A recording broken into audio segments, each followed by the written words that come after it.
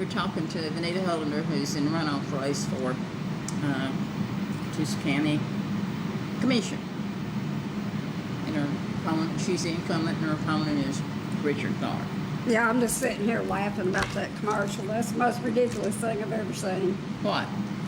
Saying that you need to stay in touch with your... There's been so much false information that's been out, and everything has involved... that's what I hate about campaign rhetoric. You know, the people that have no credibility, nobody knows who they are always going to run the incumbent down. And to try to build their credibility up. And when they start out, they just say basic things about themselves and what they stand for. But as it goes on, time goes on, it changes. And, you know, you can always tell when a candidate's getting desperate because they get more forceful. And that's the things that I hate. One advantage that I have, a good friend of mine told me, said, you know, if I just sit and listen to him talk, I'd think, boy, I need to vote for that guy. But then I stop and think, well, I know what all you've done for this county, and the difference between the two is you care. Everybody knows you care about what goes on in the county. And so that was a lot of encouragement, but making broad statements that's making the whole commission look bad, that's not a good footing. What are you talking about? Tharp's commercial? Yeah, his commercial and the stuff he puts on social media is just ridiculous.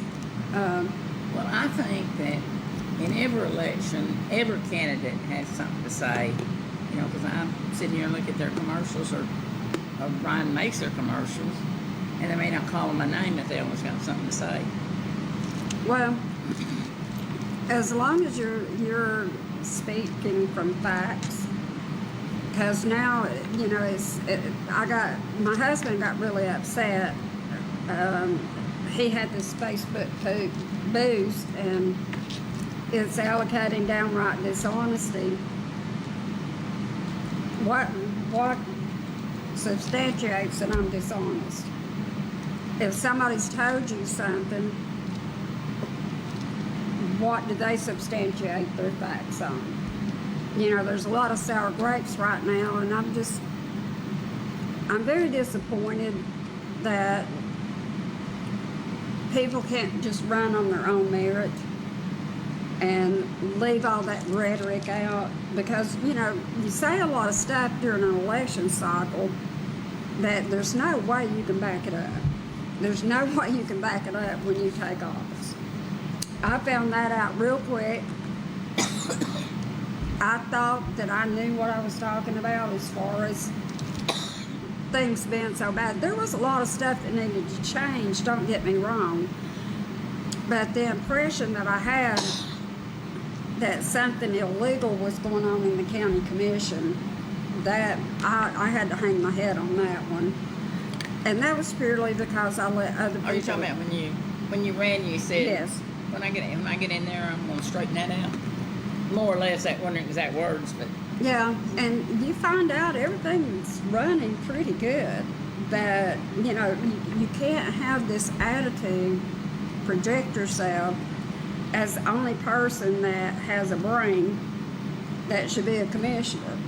And, you know, it's offensive to the other commissioners. They don't appreciate the way they've been thrown under the bus. And, you know, this election's between us. Let's leave everybody else out of it. And,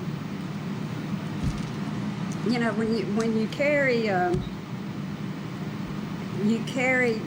me, it's dishonest when you're trying to steal somebody's trust. To me, that's totally dishonest. How do the people sift through that and know what's right and what's wrong? I have a record you can stand on. Hmm. I have a record I can stand on. And, you know, what's happening at this point, and this is what I'm extremely disappointed about, is the fact that he's been endorsed, and he's embracing being endorsed by the GRA handpicked candidate. and then has went and spoke. He's been endorsed by Jimmy Gray. Yes, and then went and spoke to the group of people that are the ones that are trying to take everybody's voting rights away from them. And I think that's just really wrong and speaks of his integrity that he would stoop that low.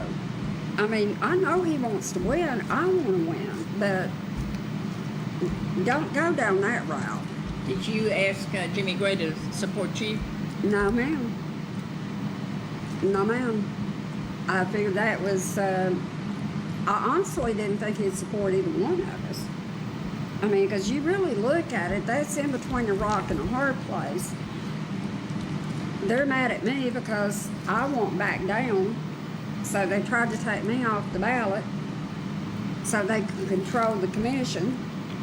And then he's a developer, and he's into a family of, or he's a builder. He keeps saying builder, but then he's a developer family. So, and they hate developers, and they hate, you know, some of his family members Are you even talking about the worse. voters hate developers? And And what well, the heck the are they people. doing on the commission? No, I'm saying, no, what I'm saying is this group that tried to keep us off the ballot.